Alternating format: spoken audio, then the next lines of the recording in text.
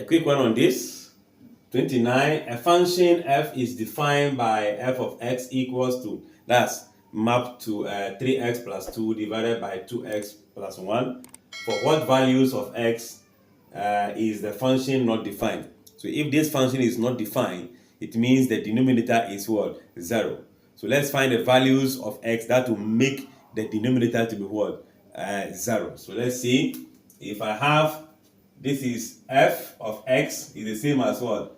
F of x in this form equals to 3x plus what? 2 divided by 2x for what? 1. So if this is undefined, if, let's say we have, if this is undefined, it means that 2x plus 1 is what? 0. Everything in the denominator is what? 0. So now let's find the values of x that will make that what? 0. Transpose this,